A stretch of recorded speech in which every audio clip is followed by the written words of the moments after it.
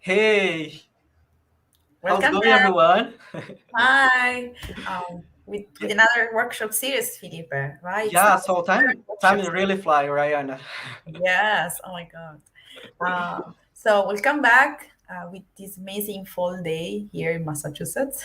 Um, so um, how you guys have? We hope you guys have enjoyed the summer, and we hope that. So we have had a lot of requests to do a workshop series about drone.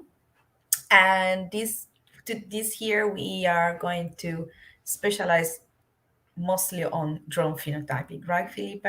Yes, yes. So this season is a little bit different from the other ones. We have a partnership with a group. You're gonna see some colleagues here, and this workshop series is principles, protocols, and pipelines for drone phenotyping. Yeah. Oh, and by the way, we have to introduce ourselves for Like, whom doesn't know ourselves. So I'm yeah. Anarita Marrano. I'm currently a postdoc at University of Massachusetts Boston. Um, and And I'm Felipe Matias. I'm a research scientist here at North Dakota State University in the yeah, Plant Science Department. Yeah, nice to meet you for the ones that are over there that we didn't know yet. Here we go. yeah. So, for whom doesn't know ourselves, let's talk about Phenome-Force. We are a platform of about phenomics. Me and Felipe, we co-founded this platform in 2020 after meeting at the latest in-person uh, conference that we were, at least me. And then we had the idea of creating a network of people that works in phenomics. So we wanted to bring in as much as people as possible, including expert, beginners, and all the people that have their different background. Because the nice things of phenomics is that people with different background they can work together and find the best solution for high throughput phenotyping. And so, with this in mind, we created this community that is that has as main objective also the one of empowering early career researchers. So we try always to invite people that they are at the first stage of research, but also through we wanted to provide free training. We know that that's very difficult to find in many fields that we work on, and so we this is why we keep organizing online workshop that people can follow across the world. And also this video, they are always available on our YouTube channel where you are currently are. And so it's a kind of a library of resources in phenomics. And Felipe is doing like this, meaning that please subscribe to the YouTube channel so you will be always updated about our videos and what things that we are doing. So we have another person in our team. Today she's not here, but you will see her on the screen in the next workshop. It's Claire Gannon. And yeah, so we are uh, expanding our community, and for sure we will also recruit new people for the next season. So if you are interested in joining and be a leader and organize the following workshop series, please reach out and we will hear you. Also here it's not, but you can also reach out to us at our website. We have a Slack workplace, so if you want to join us, please send an email to phenomeforce at gmail.com, Yeah, and we can add you on the Slack channel. yeah. All this information is right here in the description. Oh So yes. if you need something or contact us, just go here and And so let's talk more about the yeah, partnership that we have, and for this we are going to bring in Jennifer. yeah. Hi, Jennifer. Hello, Welcome. hello. So yeah, this is I'm representing a group, a team that is really looking to empower people for high throughput phenotyping using unoccupied aerial vehicles and drones. And so we've been funded through an initiative that is supported through the USDA, the Agricultural Genome to Phenome Initiative. And our team is led by Max Feldman in Washington State. Felipe is part of the team. David LeBauer at University of Arizona, me at Montana State, and Adriana Silva at in Brazil. And so our team is really trying to it's really a natural partnership with Phenome-Force. We want to empower people to be able to use drones and provide training and support, but at the same time, also provide resources, especially for people just trying to start to use these technologies so that they can find standardized and validated protocols for their work and get a leg up in using these. And we also are very supportive of open source software and trying to make sure that the resources we suggest are affordable and accessible to folks across the globe. And so we joined with Phenome-Force to identify folks that we wanted to hear from who will be sharing their work today, but also making their pipelines and so forth publicly available for you to leverage. Yeah, awesome. And also what is very important here, first of all, Jennifer, she already came here before, present a workshop in building low-cost phenotyping tools. Go here in our videos in our channel, you're gonna see her group there. And this initiative, soon we're gonna be sharing the survey, right, Jennifer? And then, yes. Yeah. Another big component of this is we're trying to perform an international survey of folks using or wanting to use UAVs in any form of agricultural resource, from plants to animals. And so we will be posting and sharing that survey broadly. And we really want to hear your feedback in regard to what barriers you've had or what resources you need. Awesome. Thank you. Thank you. And speaking of the workshop, Felipe, do you want to introduce the speaker of today? Yeah, sure. So today is the first day of 6 workshops that we're going to have this season. The first workshop will have Atena. We are very happy to have her here. She also helping us in Drone to Phenome project. And today she's going to talk about how she have been implementing high throughput phenotyping in large plant breeding programs. And she's going to give a better introduction about herself. Is this? Yeah, welcome, Atena. Hi, everyone. Hi. Thank you, Felipe. Thanks, everybody. And thank you for giving me a chance to be at your workshop series. It's actually my first time having the online speaking, so not seeing audience is kind of strange, but I'm glad to be here. We can see you, dude. Yeah, it's good. Thank you. Yeah, Adina, we cannot see you. Right? Oh, you can't? Yeah, it's also good to see you, though. Okay. Can you try to see if your camera is? Yes, give me. Let's see. Oh, this is not the page. Let me go back. Oh, okay. There we go. Here you are. Yeah. Okay. Yeah, now it's nice to see you. Oh, thank you. I have started working in phenotyping since 2014. I have my background is in remote sensing, and I've been applying GIS and remote sensing engineering and technologies in plant breeding and agriculture. And I started my work from working at Dr.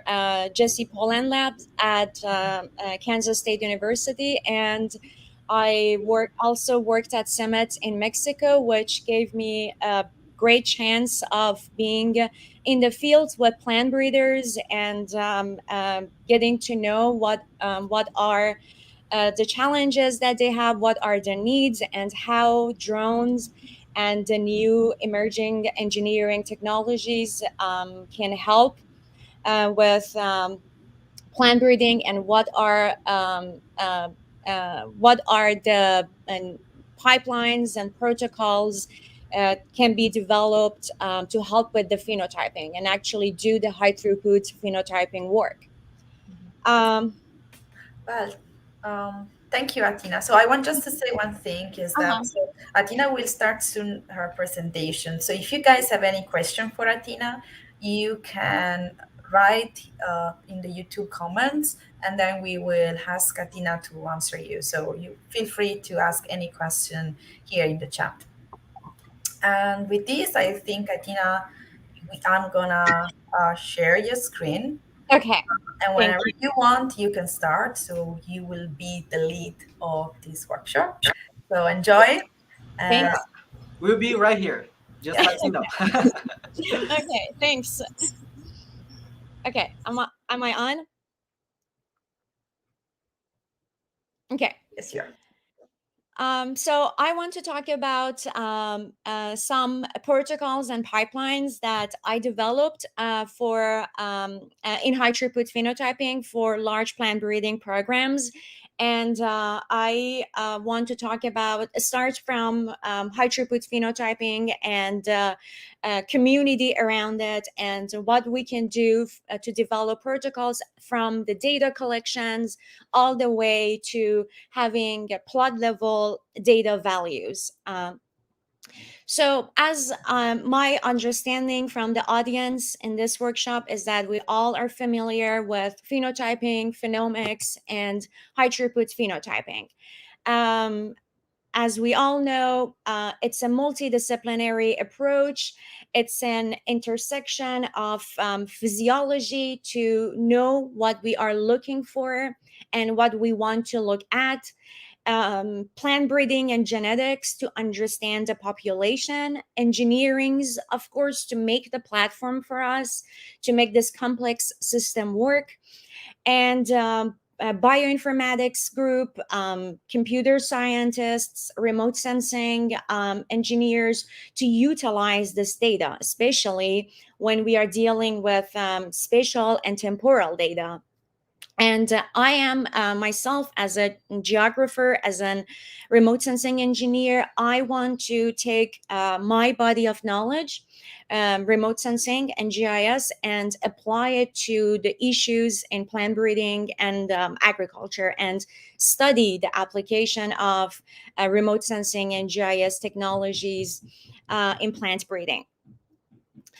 During the years that I've been working in phenotyping, I have worked with many drones, and these are just a general picture of some of the drones that I work with. And in this picture, you can see there is, let me see, I have a DJI S800. There is 3DR. The very on the right side, the one black and blue one. I guess there's two, not the big one. The smaller one, that was the one that I started. Actually, that was the whole thing with camera cost $700 when we started in 2014. You see Pluto, DJI Inspire. There's DJI M100, M600. So depending on what are the needs of plant breeders or what are the needs of the industry, and depending on what resolution you want and what kind of data we want to acquire, there are all kinds of drones available, and the same goes for the cameras. I personally worked with, as I said, different drones and also different cameras. In this picture, you see a platform. This is from 3D Robotics, and this is a very low cost quadcopter UAV. It also had open source Pixhawk autopilot system. At the time, we customized a gimbal for this drone to have a nadir view to the field. For the camera, the gimbal compensated for the UAV, for the drone's movements, pitch and roll during the flight to allow the nadir image collection. I also, to develop my pipeline and protocol, I also worked with another platform, DJI M100, and I had MechaSense Red Edge on it. Again, we customized a gimbal for this one in our lab to compensate for the UAV. For the UAV imagery movements. So there is to collect the imagery, there is a protocol that every lab, everywhere, every plant breeding, every industry has its own protocol. They know what time of the day to collect the data, how to collect the data, and but the thing is, if we want to have a temporal data set, if we want to go back to our data and compare our data set together, or if in a plant breeding program, if they want to use that data for yield prediction, or do any prediction analysis later, we need to have a standard protocol and pipeline. The protocol is for the data collection, and pipeline is for this case that we are doing high throughput phenotyping. We are using drones to cut the time, but we don't want to come back in our office and then sit and analyze the data. And that doesn't mean the high throughput phenotyping, because we're cutting the time in the field and adding the time in the office. So we want to have a standard protocol for collecting the data in the field, and have an image processing pipeline for when we have all the images. In my, I have a GitHub that I think the group shared with you. You can go and look. There are several different pipelines that I have. There is one pipeline that shows you from the raw images that you capture in the field all the way to plot level statistics that you can get. There are pipelines that helps you to do spatial adjustment for your field. So there are different ones. Today, I want to talk to you about the image processing pipeline. In my work, I personally collect the images in RAW format. I understand that the cameras allow you to get your images in JPEG, in TIFF format, but to be able to have all the informations, the raw images, the raw format for the images are preferable. This pipeline that I developed in this approach, the pipeline, the Python pipeline, you store all your raw images, you do a pre-processing, it georeferences all your images, creates a point cloud for you, and does the orthomosaic, creates the orthomosaic. And then I will explain every step in the next slides. It does a radiometric calibration, which is very important when you have multiple date of data collection. And then if you want, a vegetation indices is very popular. If you want to create different kinds of vegetation indices, it has the most famous one, the most known ones, NDVI, GNDVI, red edge NDVI, and it also has the height calculation. It does plot extraction, this one, and then at the end, it has plot level statistics as an Excel sheet. What is very important, and what I value in this pipeline, is that it has an automated ground control point detection. And I'll show you how we put in our work ground control points in the field and how it's done. So the first step is to collect the raw images and generate the orthomosaic. The Python script uses the Agisoft compared to Pix4D and Agisoft. At the time when I developed this pipeline, Agisoft offers the least expensive. It's cost effective for universities and for teaching, training software. So I use that. Right now I'm working to have have a pipeline that would be completely open source, not use any other software. So if anyone here would like to collaborate and work with me, that would be very much appreciated. So this pipeline collects all the raw imagery and converts them to ORTHOMOSAIC. But as I said, the ground control points are very important in this pipeline, in this work. So what happens is that, let me show you the next step and next slide, and then I'll come back here. What happens is that at the beginning of the growing season, early in the crop growing season, what we do is that we distribute at least 10 to 12 ground control points uniformly throughout the field. On the left side, you can see, you can get the idea of the setup of ground control points in the field. The idea is to get the full coverage of the field terrain. Normally, 6 to 8 ground control points should be installed in the outside of the field, of the inner field, and the rest should be distributed uniformly inside the field. And if you have alleyways, if you have row column intersections in your field, it's better for the visibility. So on the right, you can see, and then the other thing is, if you want to collect height information, it's better to have ground control points with different heights. For example, on the right, you see this one is a sample of a ground control point. I'm going back to the previous slide.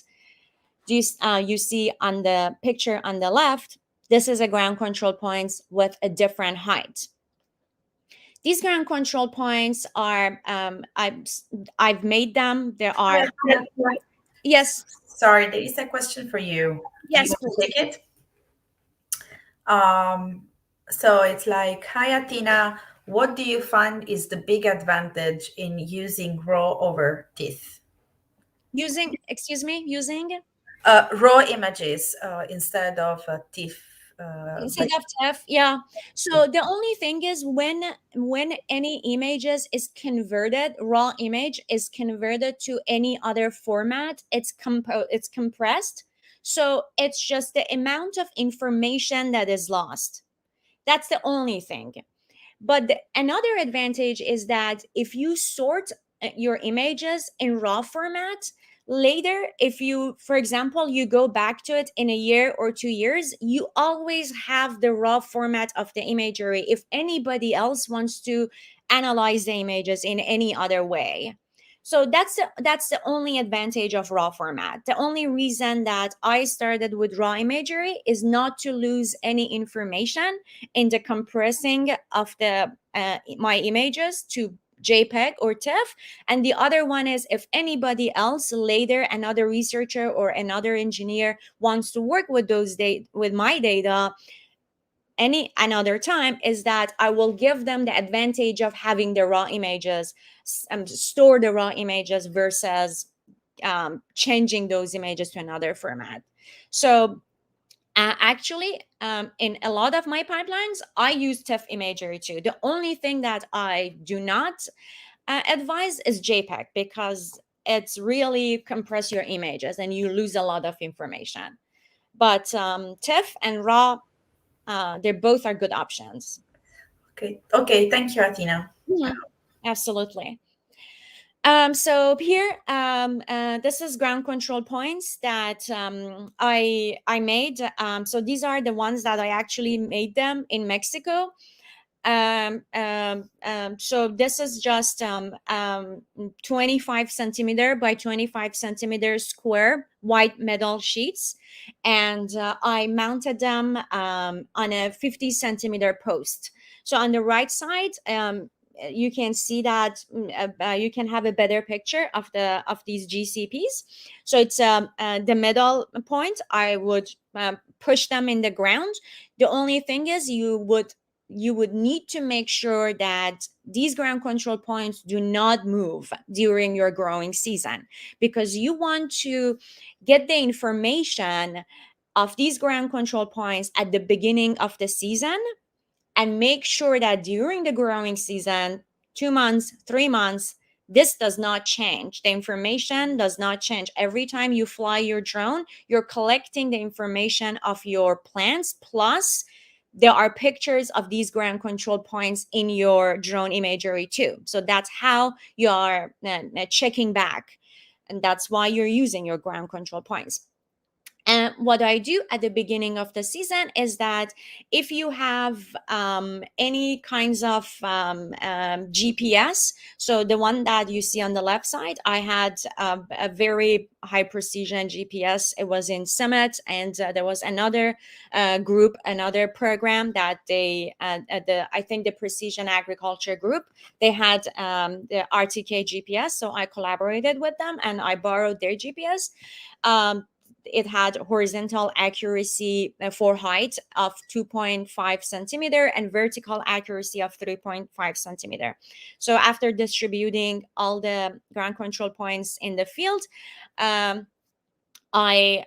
collected the GPS information at the beginning of the season. And I will make sure that during the growing season, this ground control points did not move. And so I'm going to go back to this slide to remind, just as a reminder. So we had the raw images or your TIFF images. The pipeline does a pre-processing to create your ORTHOMOSAIC. After the ORTHOMOSAIC is created, you want to do a radiometric calibration. What is a radiometric calibration? These are radiometric calibration. This is another thing that we add in the field. So ground control points is one thing. This calibration board is another thing that we add to the field. To allow for temporal analysis of the extracted data from aerial imagery, we placed this calibration panel in the field before each flight. So before each time that we want to fly the drones, this calibration board is a must. So this goes in the field, and we make sure that when the drone is taking off, we make sure that a picture of these boards is going to be taken by the drone. What is this panel? This panel has is made of four. You can I made one that was made of 6 individual panels. It can be made of 4 to 5 or 6 individual panels. What is important is that it has to be different level of gray scales, from 0% being from 0% being white to it can go to 100% being black. This panel is the very important things about this panel. The idea of this panel came from a paper published in 1999. It's and the information for this was used to calibrate satellite imagery. And now we do the same concept for drone imagery. To calibrate the drone imagery, we use the same concept that they used for satellite imagery. So what we do is that we make sure that there are certain things that we have to make sure about this panel. Atena. Yes, please. Can we have a question that goes back to the ground control question? Yes. Okay. So it's from Artours, and it says, "Hello, Atena. Thank you for your time today. Why are the ground control points important? And is the GPS or RTK not enough from the UAV?" So ground control points, why they are important is that, let me go back. So you, depending on what you are doing with your why you're using drone imagery. So imagine you have, let me see if I have a picture of, let's just use this field. So you want to, oh, actually this pipeline works better. So you have all these images in your field, and you have the images that you, the information in the images are actually pixels, right? And then you have your field. How you connect the pixel values to what is in your field is through georeferencing. You have to geographically reference these two information together. That is one of the usage of ground control points. So what you do is that you collect some ground control points in the field and then tell your software or tell your pipeline that I know exactly where these points are in my field, and now I know exactly where these points are in my images. Now you can connect these two together and know exactly where are the rest of the images or pixels in these images are. So yes, the RTK. So what does the RTK do? What does the GPS do? Is that it gives you these informations with more precise. It's more precise.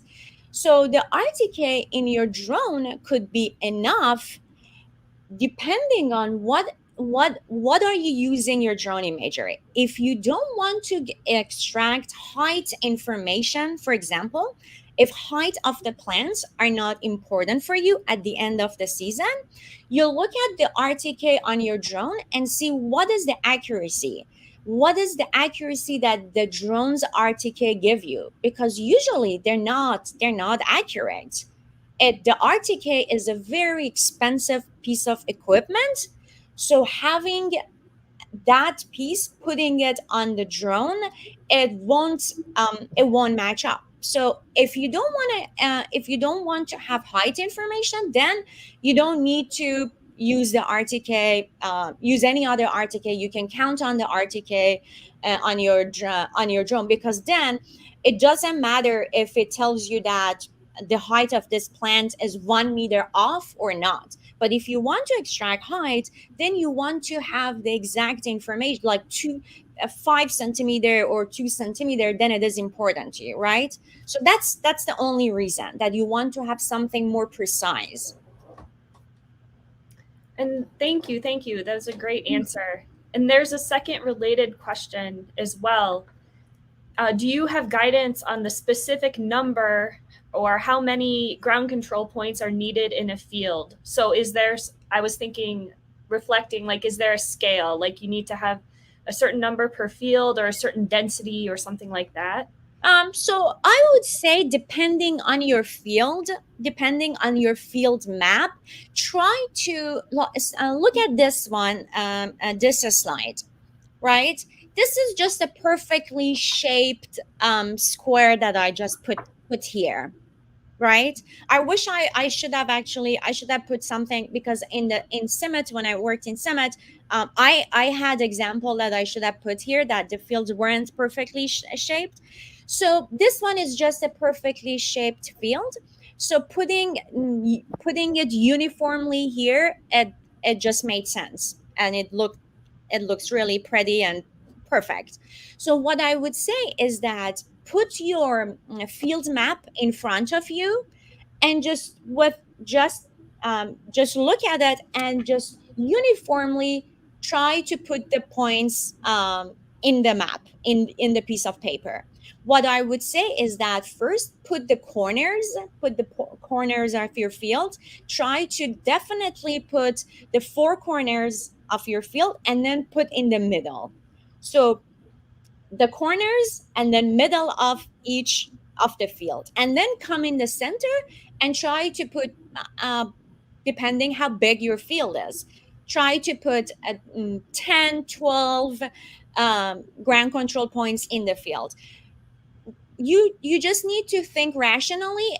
about the fact that you need to georeference these images to your field. So it doesn't hurt to have as many as you can. But then again, ground control points could be expensive, and also it's a pain to have them in the field when you have tractors moving, or technicians want to walk. So it's just a matter of what comes to you and how you can maneuver this. But I would say just put your field map in front of you with a piece of pen and with a pen and paper, draw it and see, because there is no scale. It's just really uniformly 10, 12, 15 number is Thank the you. number of ground control points. Yeah. Great. So There we'll are let actually equations, but then there are equations, but it would make it more complicated. Okay. So we'll let you get back to the radiometric calibration. Okay, here. I have a squirrel mind, so I need to now think where I was. Okay, calibration board. So as I was saying, this calibration board and the method for radiometric calibration, it's called empirical line method. This was developed in 1999 and for calibrating satellite imagery. On the right side, I put some and there are some specific things that this calibration board need to have. This panel has to be spectrally homogeneous. It's near Lambertian and horizontal, so it has to be horizontal. It should cover an area many times bigger than the pixel size of your camera. For example, I have a Canon S100. The pixel size, I forgot, was it 1 centimeter, or I think, yeah, 1 centimeter. So it had the panel should cover much bigger than the pixel size. And then it covers a range of reflectance value, which I said, it's this one does that. It's 6 individual panels with levels of gray.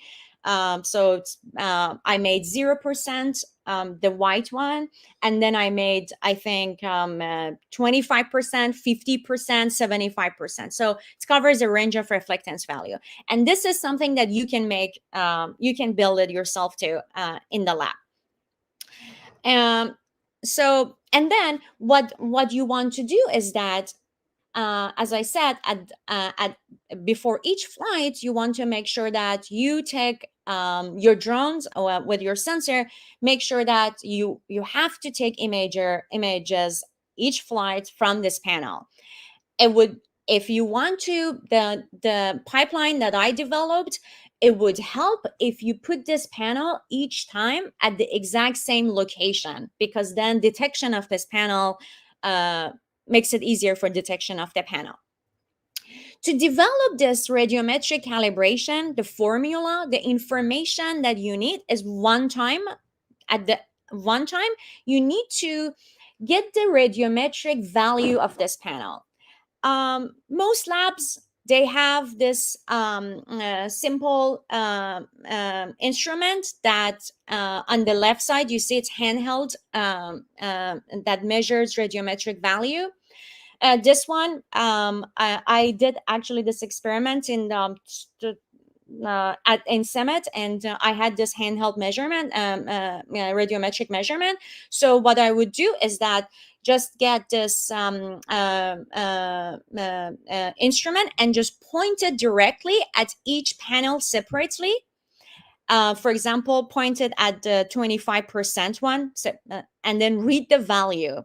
Point it at the 50% one, read the value. So I would read the value for each one separately. So I have the values that from my instrument, and I have the values that my drones read at each flight, right?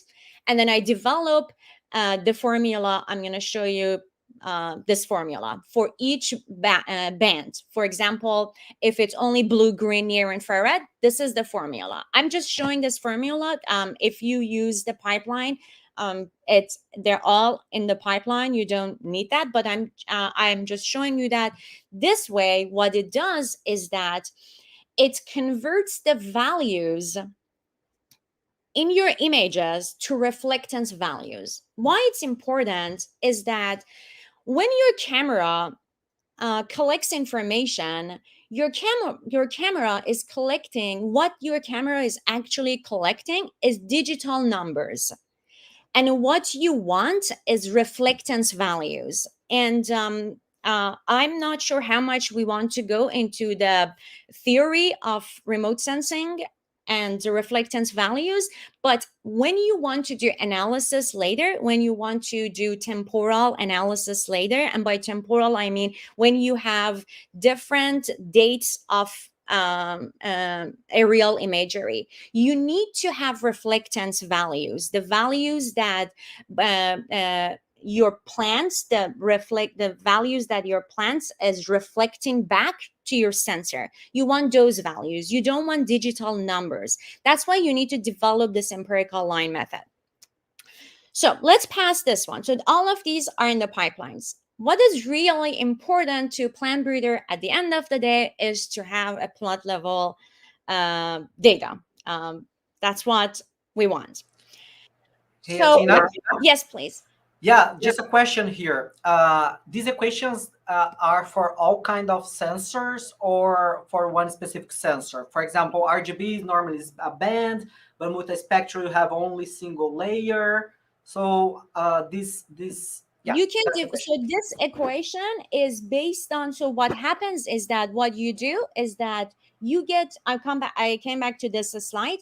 You develop this equation based on the graph, based on this graph, right? So on the do you see on the x-axis I have my camera. It's just a picture of a camera I put. So you have your sensor values, and then you have the values that you observe using your the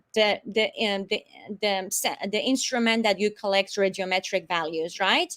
And then you see the relationship between these two, right? Okay. For each band. So this one was blue, green, near infrared. If it was blue, green, near infrared, red edge, you develop the equation. So this equations is the relationship between the values, the digital numbers that your camera captures, and the actual, and then you convert them to the actual spectral radiometer values.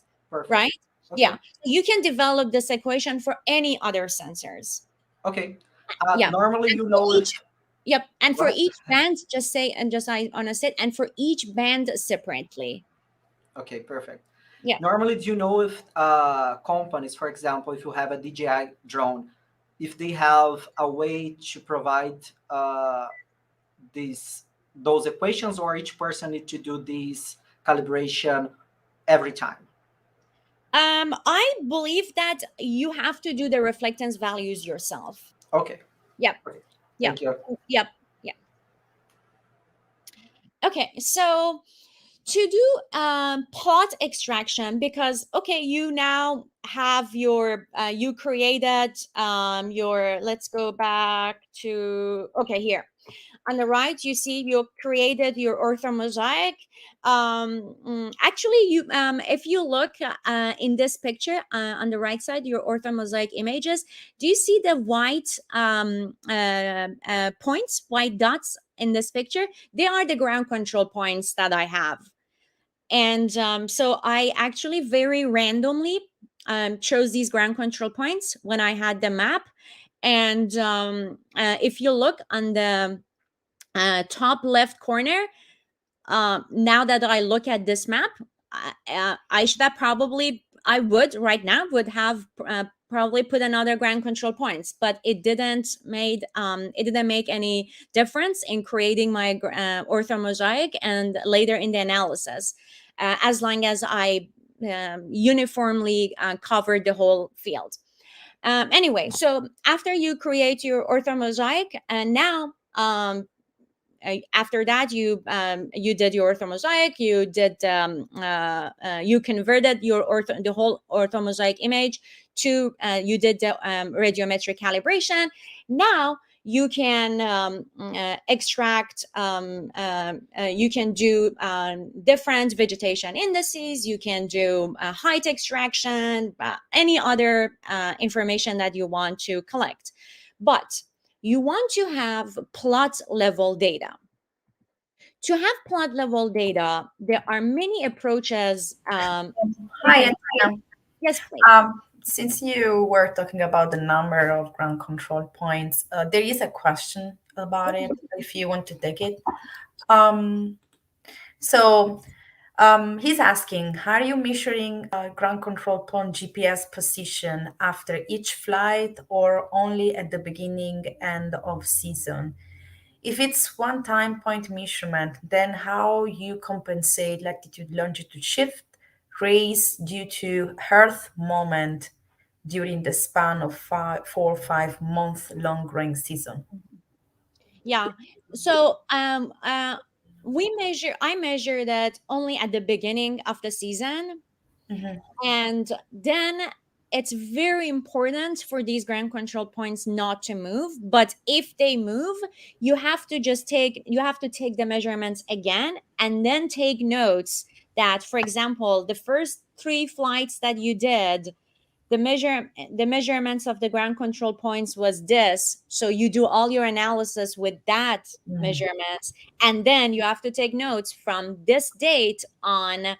Now your ground control points are not the same as previously. Now your ground control points are different. So you cannot have all these data analyzed together as if right now, from that point, you have 2 sets of data, because now you have 2 sets of ground control points if your ground control points moves. So it's really important to make sure the ground control points don't move. But then again, if you use a really high precision RTK, then if your ground control points moves, and if it only moves, well, just make sure it doesn't move like really like a row or I don't know, a meter or something. But if it moves couple millimeter, just think that it's not gonna change in the whole picture to make your orthomosaic or even your analysis. If it changes dramatically, then you have to consider that you have 2 sets of data with 2 sets of ground control points. Okay, thank you, Atena. Okay, so for plot extraction methods, there are many ways. As during years, my colleagues, the people I worked, and during conferences I've gone, I've seen people develop different methods for plot extractions. The ways that I worked are these 3 ways. The first one on the left, the grid based, it's the easiest, fastest way. So if you are just want to get the data right away and you want to do super fast, get your information, you can do grid based. It's fast, but it's not accurate. How you do that? I'm not sure if you have ArcGIS, or actually the open source version of it, the free version is QGIS. You can use that, and there is a function called fishnet. So very simple. You just use the fishnet, and the rest you put your output, your whole image, your orthomosaic in, and then you tell the fishnet function how many, I'm saying for the breeding programs, how many rows and how many columns you have, the number of rows, the number of columns, basically how many plots you want to have, and it creates a fishnet, a grid for you. And then you tell that I want the values of my images based on the plots, and it gives you the numbers. It's very, very fast. But then, as you can see in this picture, it will give you the values per plot, but then per plot you have the value for your plants plus the values of the soil, the values of the shadows. So it's not very accurate. Another way that we can do on the right side, we can do image classification. It's very accurate, but it's not fast. But to me, it was the most accurate method. What it does is that you extract the plot boundaries from the ORTHOMOSAIC directly. You classify your images. You can classify your, for example, your vegetation index images directly. And you can classify to how many classes you want. For this one and for this image that I use, I classified it to 4 classes. This is an image of wheat, so I classified it to wheat, shadow, soil, and a class named others. And then others was if I had, for example, any GCP targets or anything in the field. And then shadow was for the shadows projected on the soil surface, as you can see. And I ran a supervised classification, and I could have another workshop just to explain this image classification. Anyway, the easiest one, it's fast and accurate. The middle one is the one that I have on my GitHub. What it does is that you so I implemented for CIMMYT, for the breeding programs in CIMMYT, and what they gave me was an Excel sheet that they had for their field maps. This Excel sheet, it had the name of the plots, row number, column number, the year, and every other information. What it does is that I used my knowledge in ArcGIS. It doesn't use ArcGIS. It doesn't use anything else. What it does is that it converts that Excel sheet to another file. It's called KML, and then converts that file to polygons. And then because of all the ground control points that we had, because this images maps on top of the polygons precisely, we can have these polygons now. So how it works, like looking at this image, you can see that every plot gets extracted from the images with the number. For example, plot number 4320. But if you want all the information, for example, the image on the bottom says this plot was named, it was row number 11, column number 68, and then the rest of information was, I think it was called 2018 Obregon Yale trial, and that's the whole name. So you can extract your information, every information from the Excel sheet that the breeder provides you, and then the program converts that Excel sheet with all the information the breeder has. The breeder has the information of the name of the plot, row column. Oh, another important thing they have the size of each plot. For example, they have this plot is 3 meter by 8 meter. Because they have the size of the plot, this program knows how big, what is the size of each polygon to make. And also they have the distance between each plot. So now the program knows what should be the distance between each plot.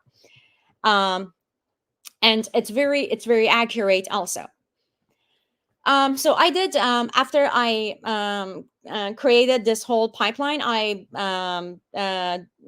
just looked to evaluate the accuracy and reliability of this pipeline. I did this correlation, but just to tell you something, that this evaluation is based on the very low cost UAS drones. This was using that, it was probably a $300 drone, but still the accuracy was very high for grain and DVI, and I also extracted height information, and the accuracy was really good, reliable for for height information. And with that, I'm done with my talk, my presentation. And if you have any more information, any more questions, I'll be happy to answer.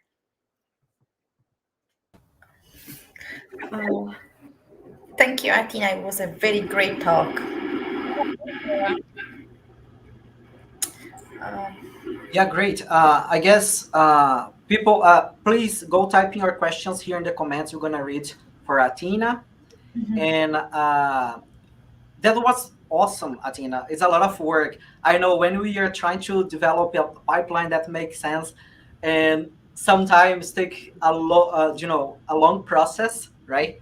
And did you try to use anything in R to do your pipeline in some point, or In why? R, yes, yes. Not in this pipeline, but I have an R package. I developed an R package, but that what it does is that um, um, uh, well, I sometimes forget that the people I talk to, they all are plant breeders and they know plant breeding more than I do. So the thing is that our package does spatial adjustments because, as you know, the field that you plant every year, there are so many spatial spatial variation in the field. So I developed an R package that using drone data, it does a spatial adjustment for you. But the pipeline that I have on the GitHub for for this protocol is all they're all in Python. But I want to take a chance here, and if anyone wants to develop pipelines and work with us and help the community to with more pipelines and have it in R or Python, I would be very happy to work with them. Awesome. You're gonna show now your GitHub page. Do you have it? Because I will have issues with sharing. Okay. While someone's pulling up that page, I wanted to ask Atena a question. In your experience, so in my experience, what we've had challenges with in terms of using the grid-based or not image classification, but using the grid-based or trying to identify plot level and extract plots. One of our challenges has been that they're not consistent. You know, we have drift in planting, so the rows and columns aren't consistent. Have you had any, I guess, for experience in dealing with that and making adjustments to these approaches to identify plot level information when you have that drift? Yeah, I agree with you. So the grid based is very fast, but the problem will come when you have drift. But so I for those cases, I will suggest to use image classification method and have these two merged together, because when you do image classification, there's no issues with that because it just classifies your images. Doesn't matter. There's when it's soil, it's soil. When you have your plants, you have your plants. And also, which software do you use for your grid based method? Well, we have been using we did test with the fishnet function in Q, and then we've also tried Felipe's R package that Imager. So those are yeah, perfect. Then if you use QGIS has image classification. So and yeah, very simple. Yeah, if you want a simple method but it's still accurate, use QGIS for image classification. Great. And I can I have to look, but I have R also in R programming and image classification that I can share with you for this method for plot extraction. Thank you. I will actually update GitHub for everyone to put these things. Okay, Atena, there are two questions. Yes. Do you want to? Okay. So, thank you, Atena. I was wondering if simple segmentation using thresholding and computer vision Couture would ever work for field level imaginary? There is a second part, or is it basically in every case that pre-labeled precise polygons are needed?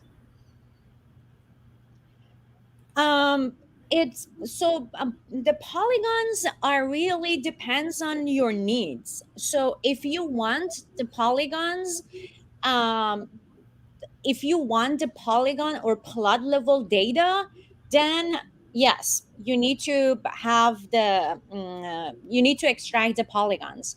But the image classification, the image segmentation gives you more data, because now you have every pixels. For example, if you look at the picture on the right side in the image classification, you have every pixels of the wheat um, falling into the polygons, right?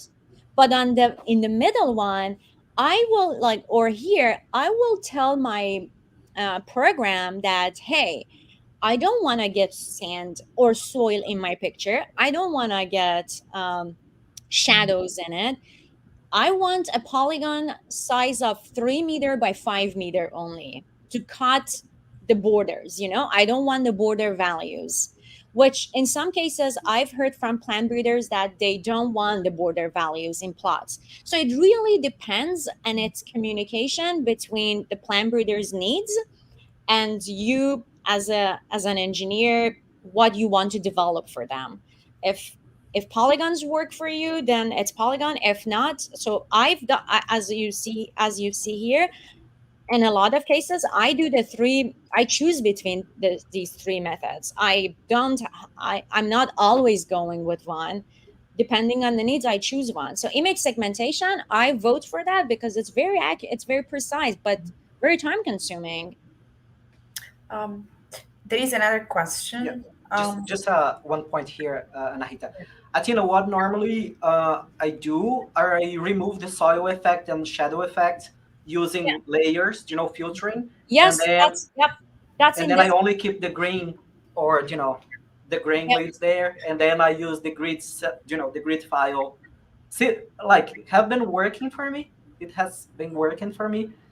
Um, just Yeah, one suggestion, though. that's what happening in this slide. So what I do, I just didn't want to go in more details because it's in the GitHub. So what I do is that I convert the original image into green vegetation indices. So Yeah. the picture on the right side, through that you get rid of all the soil values. Do you see the gray scale the image? So Yeah. you get rid of all the soil values. So and then I will apply my polygon value and polygon on polygon shape file on top of the images. Yeah. So there are many Perfect. many Yeah. ways to go around it. Yeah. Thank you. So should I make the other question? Hello, Athena. If I have red, green, and blue digital numbers from an RGB image obtained with, let's say, field image R, can I use your radiometric equation to predict the reflectance without using a panel? What are the wavelengths of the sensor? Green and red. Blue, the RGB image. Green. Sorry, Is, which one are those? is the camera, the RGB camera, Okay, so the tradition? camera is RGB. Yeah, you can use it. Absolutely. Mhm. Yep. Should I make also the other one? Um, Thank you, Athena. How is your developed Python R-based pipeline exactly different from widely used RGG's Pix4D in terms of data processing robustness, computation, and orthomosaic accuracy? So the only reason that I'm trying to develop this pipeline more, still a semi-automated, is that I'm um, a big fan of open source. So I want to create something that without use of software, anyone can get their orthomosaic, anyone can get their polygon values from their data. So if you have Pix4D, use the Pix4D. That's one thing. The other thing is that when you use a pipeline versus when you use a software, you need to sit and analyze by your computer and for each date, right? But when you have a pipeline, you can automatically have your pipeline go through all the dates of your data. So you don't have to have a user to sit down and import the data, then go to the next toolbox, do the next thing. You know what I mean? So there is no next bottom for you. You're not using it. You're not using toolboxes in your software. You're having your pipeline to do everything automatic. You have the pipeline to go to a folder, get all your data, read your metadata, and go to the next step. So there are values in developing pipelines, but the most important for me is to have it open source and have it available for the community. Guys, I only want to come back here to Yusuf question a little bit, because what he's asking, I read again, is, do you remember when we were talking about the equations for radiometric calibration that you were showing there? You know that Yes. he's asking if he can use the numbers, the equation that you showed today, with his own RGB image. Like he's not gonna. What I understood is he's not calibrating his pictures, his image, but he wanna use your equation, the one Oh that no, you no, just you shared. cannot do that. So these Okay. equation, these values are coming from my spectroradiometer. So you have to read your. So you have to have your panel. Read your panel's value using a spectroradiometer. Create this formula for your own, right? Okay. So this Yes. formula, each formula is between the values from your drone versus the values from the spectroradiometer, and you only do it once. Perfect. Yeah. Yeah. Now I agree. Now I Yeah. agree. I was trying to understand, and then I know. I guess that's very specific for each Mhm. case, for each camera, Yes, for so each each camera, drone. exactly. For each drone, for each panel. Let me go back. For each panel, depending on, because this panel is handmade. So I made this in actually automobile shop in Mexico. So Okay.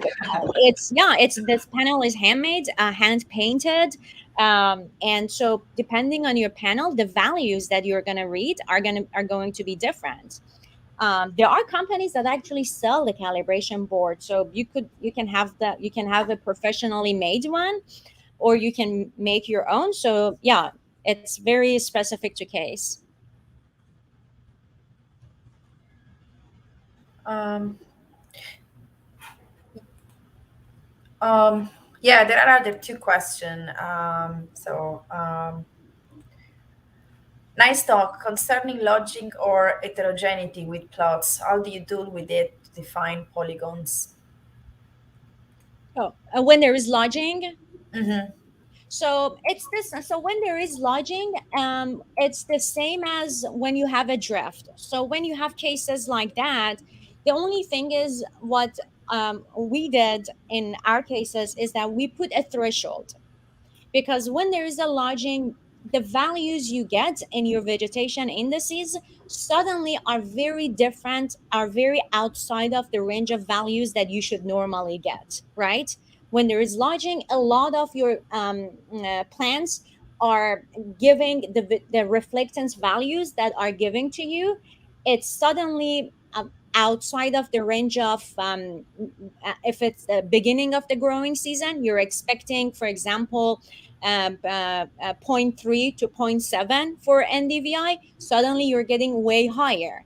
Or if it's near to the end of the growing, so you know what I mean. So what we did is that we put a threshold to recognize the plot numbers that are giving us an off vegetation index, and then we would manually go back to those plots and see what is the problem. So I would go back and see, oh, is this an empty plot? Because the value was suddenly zero, or the value that I got was 0.1, and I was expecting this to give me a zero point 0.7 NDVI. Or I would go back to that plot and see, oh, this is a lodging. I'm getting a 0.7 value where I'm expecting to get a 0.2 to 0.4. So these are the cases that I haven't found anything to do automatically, just that I put the thresholds in my program and go back to plots and look at what is the case.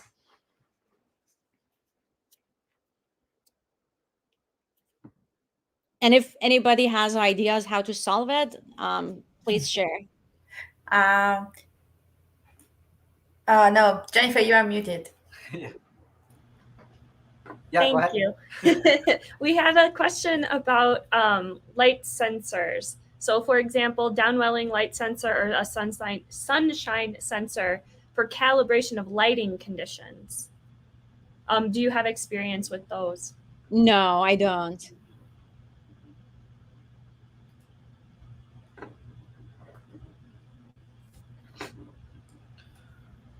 Yeah, okay. Any more questions? Well, it seems not from the YouTube page. So Just for let everybody know, Atena, she's working in Drawn to Phenome with us. And we're going to be developing pipelines and try to combine different knowledge, different people, different ideas. Right, Jennifer? And yeah, so it's very exciting to with this project. And also this workshop series is really related with developing pipelines and protocols, which are our goal for next year, for this project, for this year, right? Yes, absolutely. So again, like Atena said, trying to focus on some of the open source software or developing software. So it is readily available to anybody without necessarily needing to find funding for subscriptions on a yearly basis. Perfect. yeah, which was why we also started Phenome-Force to promote open source packages. So thank you Great. for doing that. Yeah. So do you, Felipe? Should we advertise the next workshop or? Yeah, sure. So Atena, thank you for coming Thank you and so Thank much. you. Thank you so much. thank you for Thank sharing. you. We already invite her for one really hands-on, complete data science workshop next season. Yes, And sure. she's gonna be here with us soon again. So Atina, last words, some words. Yeah, it was Um, great. No, just that if anyone wants to work on open source, and or if they want to share their findings, if they have protocols in collecting data, please share with us. And also, if you have any questions, feel free to ask me. You have my GitHub, and you can share my email address with them. I love to work for the community and help our community to grow in phenotyping. And thank you. Thanks for inviting me.